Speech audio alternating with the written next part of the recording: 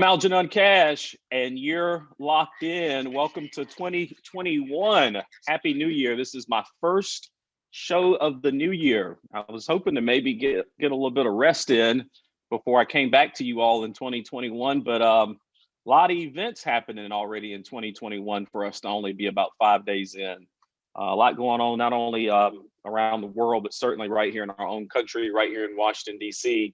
I am sure that so many of my audience saw the same images across their small and large screens that I saw yesterday with the Capitol building and the violence that erupted. So wanted to try to have a conversation about what happened yesterday. But before I get into that, I've got two guests that I'm going to bring into the conversation that were actually in Washington, D.C. And so we're going to ask them some questions and talk a little bit about the events yesterday, what happened, how did it all sort of erupt and boil over. So make sure you hang on for that conversation. Before I jump into that, I do want to let you know, go check out Yes Weekly and the Chronicle. I've got two op-eds that came out right before the new year that are in both publications. You can find those online. You can go find them on Facebook. And I'm also working on a new op-ed, just highlighting what we're going to be doing here in 2021. So that'll be coming out hopefully here in the next few days. Also, I've got a new project that I'm working on with Fox 8. And that's going to be a big announcement that we have on Monday. Fox 8 is going to be following me around the entire year. And I'm going to be giving them a lot of insight related to politics and business and entrepreneurship and so many other things. So that's a project I'm very excited about for 2021. And last but certainly not least, because I've been teasing it and I've been talking about it, but the podcast is now available. So you can go to Apple, you can go to Spotify, you can go to Stitcher, whatever platform you like to download your podcast from. Go check out Locked In with Algenon Cash. We have new episodes every Monday, Wednesday, and Friday. Or if you like, you can also just go to lockedin.cash, which is the official website, and you can check out the podcast, any op-eds that I've written, a lot of great content. And as always, I like to encourage you to follow what we do on YouTube. So the topic at hand, yesterday, there was a rally in Washington, D.C., primarily led by a group Women for Trump. And obviously it had a large number of Trump supporters who all came into DC for this rally. The president did speak somewhere around 1 o'clock, from what I understand. Shortly after he spoke, there was a march to the United States Capitol building, which houses both chambers of Congress. And that building was stormed by a group of protesters. And we all saw the images of the tear gas and the clashes with police and the violence and the looting and all the things that quite frankly, I think flabbergasted many of us, especially if you were not there. We did see, we have not seen this type of an event within the United States Capitol building since the War of 1812. So that gives you an idea of just where we are here right now. And I also saw images that really disgusted me with the Confederate flag being carried openly in the halls of Congress. That is something that has never occurred. That is something that, as I mentioned on Facebook, Robert E. Lee tried to do 156 years ago, but was largely unsuccessful. But that did happen yesterday. So there are so many people that are outraged. There are so many people that have questions. There are people like me who are probably just mentally and emotionally exhausted by all of it. But I wanted to really try to get some clarity, because just monitoring what I've seen on Facebook, there have been people that have said that the people who stormed the Capitol building wasn't necessarily Trump supporters. They weren't there for the rally, the peaceful part of the rally. So I wanted to invite some people on that could actually speak to what actually went down in Washington, D.C. And so with that said, I want to bring it to the conversation. I've got Amanda and I've also got my good friend Ethan. Both was in Washington, D.C. for the rallies yesterday. I didn't know. I just happened to be scrolling on Facebook. They're friends of mine online. And I was able to see some of the images that you guys were sharing with some of us. First of all, before we get into the conversation, I'm glad to know both of you are safe and back home and was able to get through everything unscathed. I know, Ethan, you're a young guy, man. I think you just graduated from Elon. Is that correct? Or are you still at Elon? I graduated from high school last year. I'm actually at East Carolina University this year. I'll graduate from East Carolina next year. East Carolina. I'm sorry about that. Don't kill me, man. I'm an ECU. I'm a Pirate fan too. One of my best friends Yes. as a pirate, so don't kill me for that. I guess just to jump into it, and this first question is going to be for both you, Ethan, and Amanda.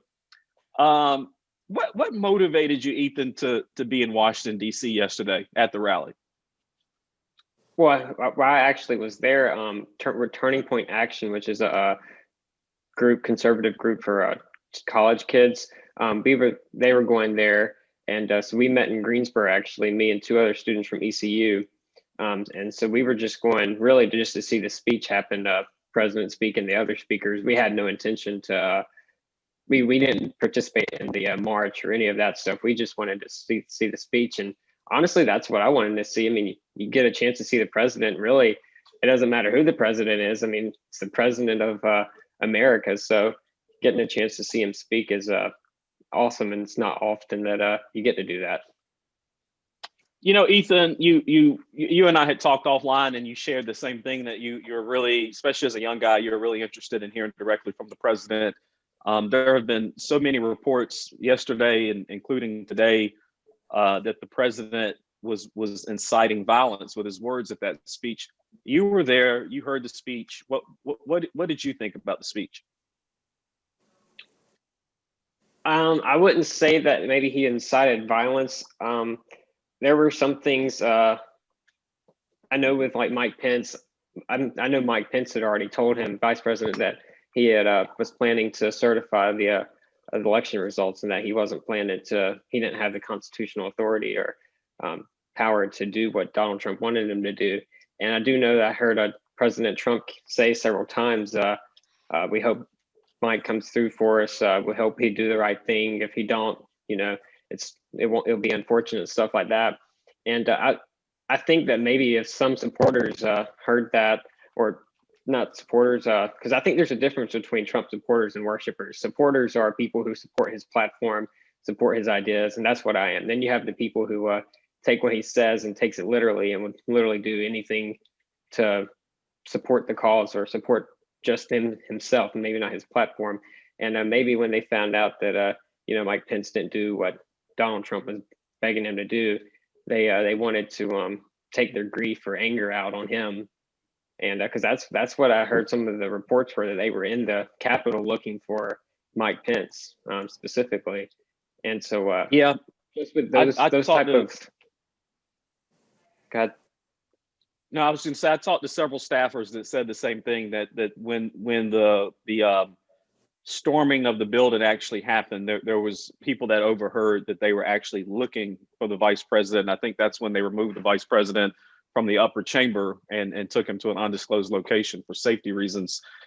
Amanda, you were at the rally. You actually went down to the Capitol building, didn't go in the building, but you were down at the lawn. What motivated you to be in Washington, D.C. yesterday?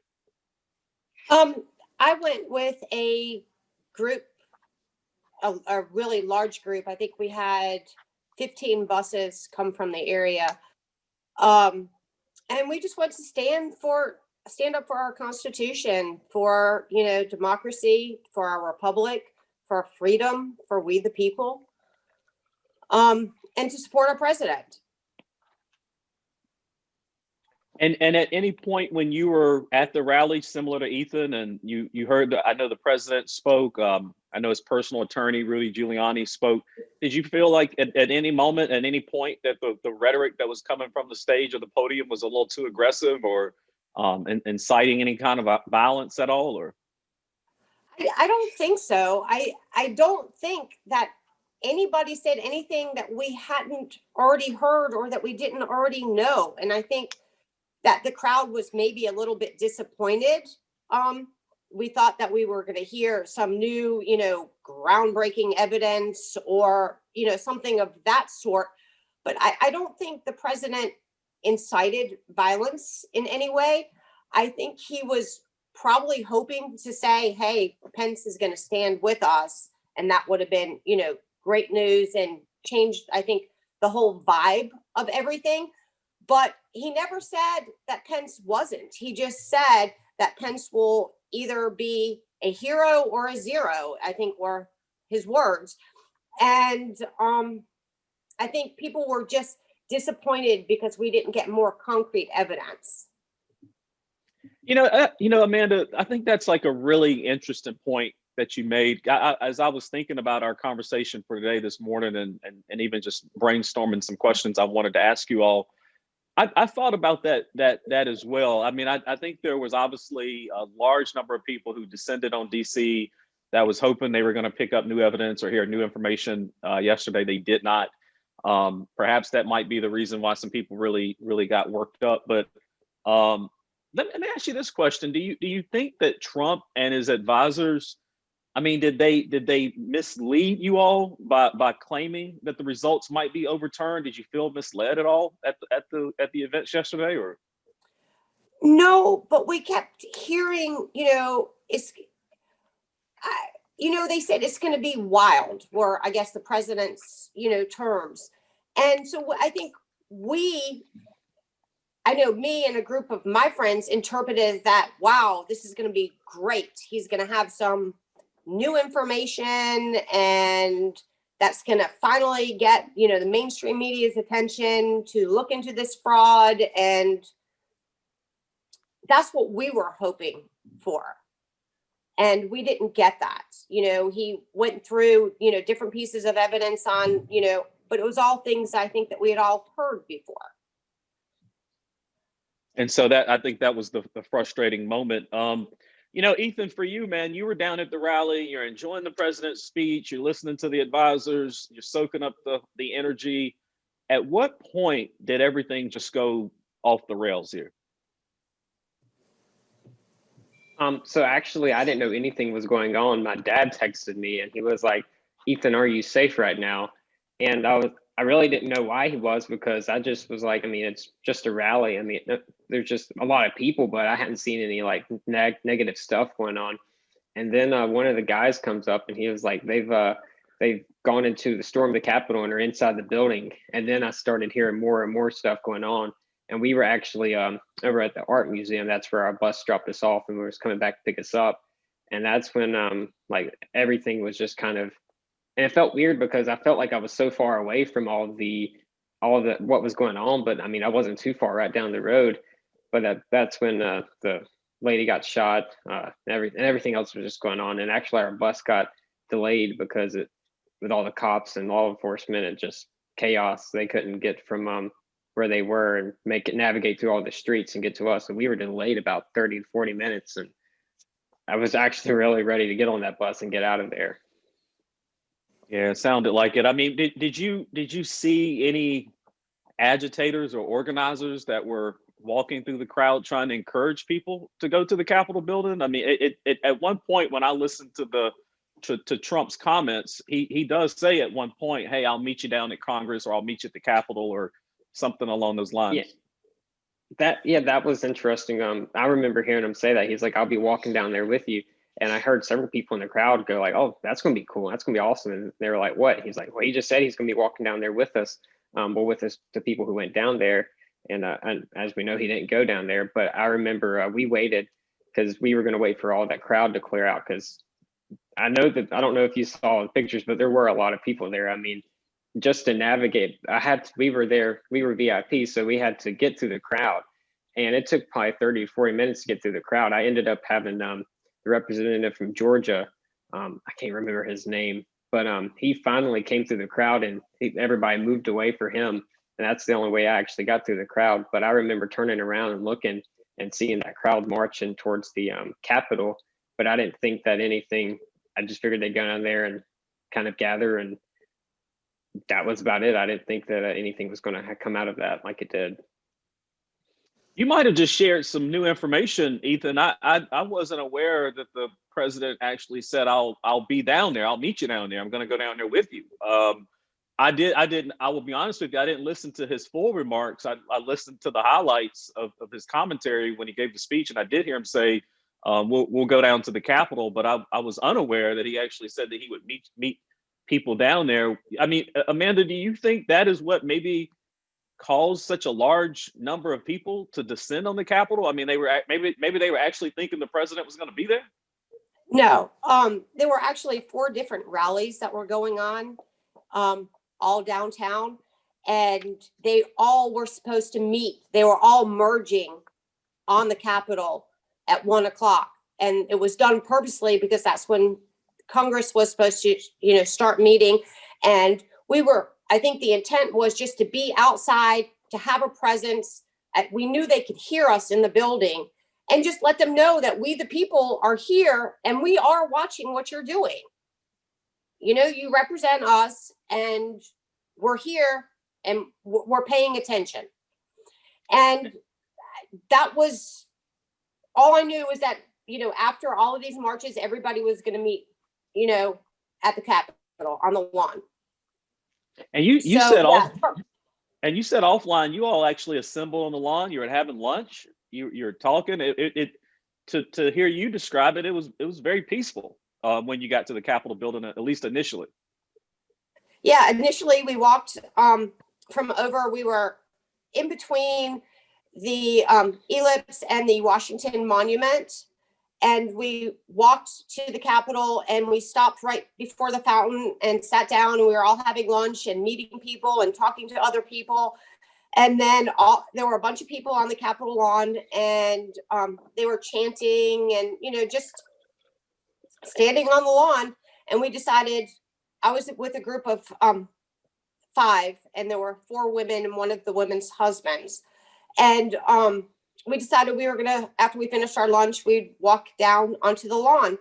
And we did. And we walked down, and, it was peaceful. Everybody was chanting. They were, chanting former years, stop the steal. And it seemed really, really peaceful. It was not violent. There were lots of children. There were families. There were babies and baby carriages. And so I think it was a little bit like we didn't even know any of this stuff had happened until we had gotten on our bus, that they had broken inside the Capitol and they had stormed the doors. And I was right there on the lawn, and we didn't know that. What was the obviously the Capitol Police is taking a lot of criticism about the breach into the Capitol building and allowing the protests to erupt in the way they did. What was the police presence like when you were down on the lawn outside the Capitol building? It's really ironic because you had 1 million+ people coming into DC for these 4 rallies. And the entire time we were there, we had talked about this. We had not seen one police officer, not in any of the metro stations, not, outside any of the rallies in the streets for crowd control. We never saw a police officer the entire time we were there. And then we were standing on the lawn, and all of a sudden, 20 bike police officers come through the lawn on bikes, and they ditch all their bikes into these bushes. And then all of a sudden they started chucking canisters of tear gas into the crowd, and the entire crowd just dispersed and went running. So with you being at the Capitol building and describing how there was basically a convergence of multiple rallies onto the Capitol building, the other accusation that I've seen on social media in the last 24 hours is that the people who actually rushed inside the building weren't there for the rallies. They weren't Trump supporters. They were part of some other organization. What did you observe when you were down there, or up there? Excuse me. Well, it's really funny because this is the first time I've ever done anything like this. And so before we got off the bus, when we got into DC and before we got off the bus, we were told to stay in parties of a minimum of 5, and that Antifa would probably be there infiltrating the group. They gave us maps and told us to stay away from certain areas because that's areas where Antifa was known to be. And so we knew to be there. For me, that was a new experience because I thought, oh, this is going to be, it never crossed my mind that I need to be in a group of a minimum of 5. And before we got off the bus, we all had to exchange phone numbers and contact information in case we got separated, because they really didn't want anybody going out on their own because they were in fear of a safety issue. So while that was in the back of our mind, then we get there and we don't see any police officers, and we met all of these new people, and I didn't see anything out of the ordinary. I mean, Understand. but there was over 1 million people there. So, could there have been, sure. Could I have not seen them? Sure. Ethan, you traveled all the way to DC. You wanted to hear the president. You had an opportunity to hear him. It sounds like, at least from your perspective, he didn't necessarily encourage violence, but he did encourage people to go down to the Capitol building. I think that's certainly a fact. As the violence broke out within the Capitol building, and we saw the clashes with Capitol Police and the actual storming into elected officials' offices. I mean, from your opinion, Ethan, I mean, could the president have done more? I mean, could he have come out and done more to stop all this? Are you talking about like after it all started? Yeah, just after, obviously after it was clear that people, they followed his direction. They went down to the Capitol building as he encouraged. Not saying, again, he didn't encourage them to storm the building. He said, go to the building. They did do that. But clearly at some point it just boils over, and these people stormed the building. The president was largely silent during that period. I mean, would you have liked to see him come out and do more and be forceful with his response to what happened? I definitely think that there was more he could have said. He's called out violence before very aggressively, when it was like other groups back in the summer and stuff, when all those protests were going on, and any violence that causes damage to, when he was talking about, like, he called out the violence that caused damage to small businesses and all those people that were innocent. I mean, the Capitol building, that's one of the most important buildings in the country or in the world. That being said, so any violence or damage caused to it, I mean, it should be called out no matter who it is. And then there was the tweet I remember that said, this is kind of what happens when the election doesn't turn out, or when stuff is rigged, like it was. I can't remember the exact tweet, but he did say this is what happens. And I don't think that was a good look, because basically it was almost exactly like what the other side does. They don't get their way. And because I'm sure that a lot of people were scared that if he had won the election on election night, we remember what it was like in 2016 when what happened that night, protest and inauguration night, a bunch of protests. So that's what the other side has been known to do. When they don't get their way, they go and destroy stuff and do all these protests or violent protests. And so for the other side to do the same thing that they call out other people doing, I don't think it's a good look. And I don't think it was a good look for him to say, this is what happens, because I don't think that should be what happens. Ethan, you're a young guy, but I think you're very profound in your commentary. And I would say that I definitely agree with you. I thought the violence during the summer of 2020 was wrong. I thought the burning of cities was wrong. And I thought what we saw yesterday was wrong. And I think any type of violence is just, it should be called out and condemned, and it's wrong. We don't solve things that way here in this country. I think the people that were protesting over the summer had valid grievances. They were protesting against what they feel like is oppression and violence and police violence and police brutality and a number of other things. But at the time, I said back then that I thought the issues were real, but the way they were being handled was improper. And I think the people who descended on the Capitol yesterday, and even people like yourself who just went there for the peaceful rallies, your reasonings for being there are very much valid. You feel like the system is not working, and you feel like you want that system to change, but we never solve these issues with violence. We don't do that here in America. We solve it at the ballot box. We solve it with elections, and so I think you're spot on. As we move on from all, yeah, go ahead, Amanda, chime in. The president did put out a video on Facebook and on Twitter, and they were both taken down, calling for people to be peaceful and to stop the violence and to leave the Capitol. He did issue a video. I saw that video. I even reposted the video on Facebook. I believe the reason that the video was taken down is because it was deemed that he'd made some baseless claims again about the election, and so they removed the video altogether. Which leads me to I've got a couple last questions here. I'll start with you, Amanda. I mean, do you believe the election was rigged? I mean, did did basically Donald Trump, that was the election stolen from Donald Trump? I believe the election was rigged. I believe the election was stolen. I think there's too many irregularities. And I guess for me, the biggest thing is, if one side thinks something, why wouldn't the other side say, okay, here, take a look at it. Why don't you look at it? And they've been dead set against, no, their narrative has been always, there's no evidence, but they've never looked at the evidence. You just feel like there hasn't been enough transparency with the process, is what I'm hearing.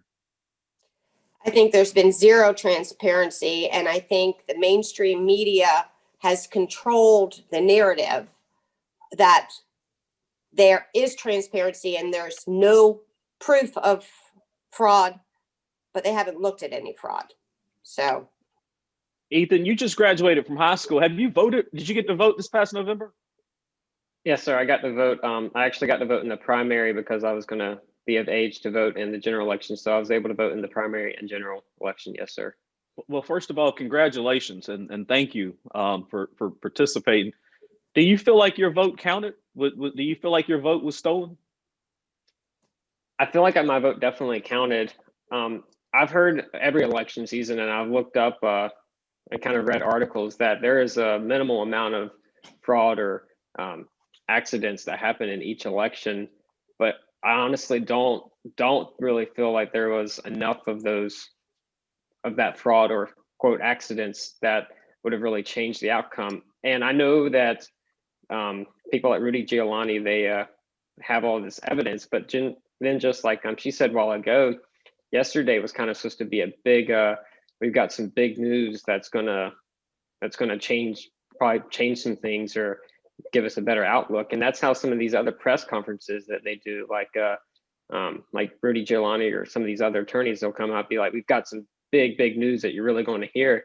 And then they kind of do the press conference and nothing's really changed. And when you look at like what's happened with all the court cases, and needless to say, I know some of those courts are not on Trump's side. And so I'm sure the rulings, why they shouldn't rule based on personal opinion, I can't say that hasn't happened. But I mean, Supreme Court justices, I definitely think that this has shown that the Supreme Court justices are not in Trump's pocket, because they've even ruled that against him in some of these things. So I just don't think if there was the evidence, enough evidence to show that there was enough votes to have changed the outcome, I believe that there would have been some different rulings, and there would be just a better fight and more people wanting to, as far as judges and senators and stuff, wanting to fight to change that.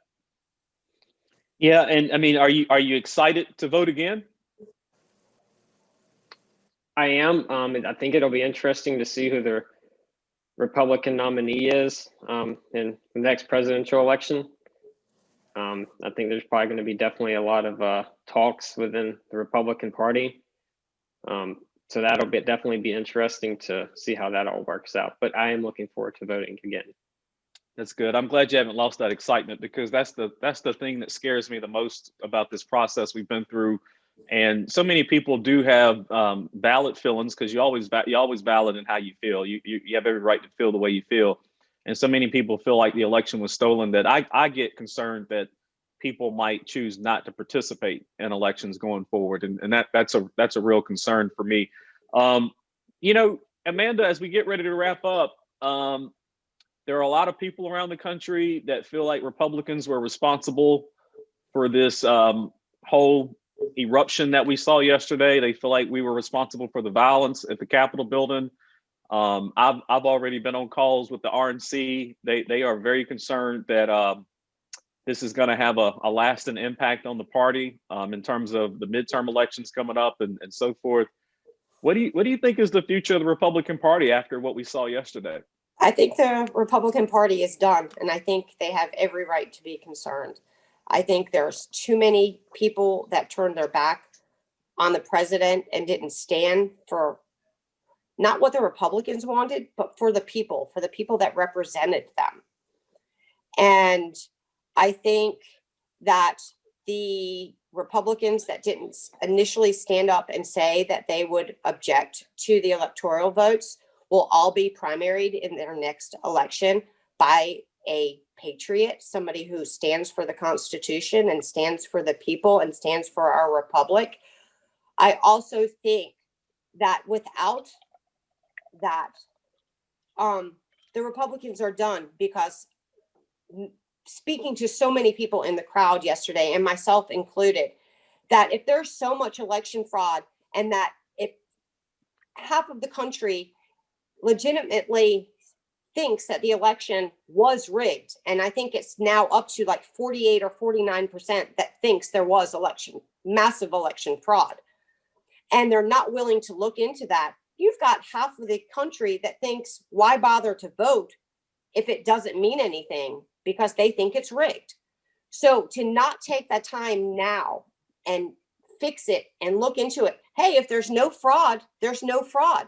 But if you don't look into it, then you'll never know. And all of these people, and they're mostly Republicans, and they will never vote again. And so, yeah, the Republican Party, I think, is in grave danger.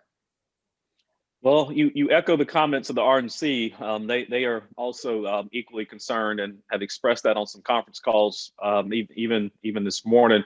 Ethan, we have always been known as the party of law and order, and now you've got some people around the country that are accusing us of being a party of domestic terrorists. What do you see as the future of the Republican Party right now? You're a young guy.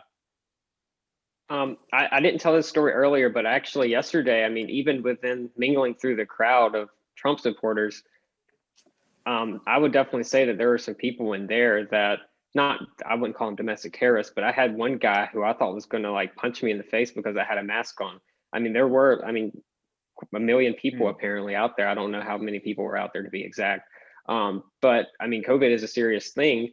And I'm like, my dad has diabetes. So for me to go out there to Washington, D.C., if I felt that if I was going to do that, I'd need to take that least precaution and care about other people like my dad, because I come back home and give him COVID and he's not able to fight it as well as someone else would be. But anyway, so this guy came up to me. He was like, why are you wearing that mask? And I was like, well, I thought he was joking. I was like, well, I mean, I don't want to get COVID. And he kept following me around, told me I needed to get the heck out of there if I was going to have that thing on, and that I should be more scared of him than I should be of the COVID. I didn't respond to him or anything, but then there was other people who were just like basically mad because we were trying to get through. But I don't think that I think it's going to be interesting to see what the next Republican nominee, because with this base, I mean, I am a Trump supporter, but I'm not one of like those people that are super crazy about it.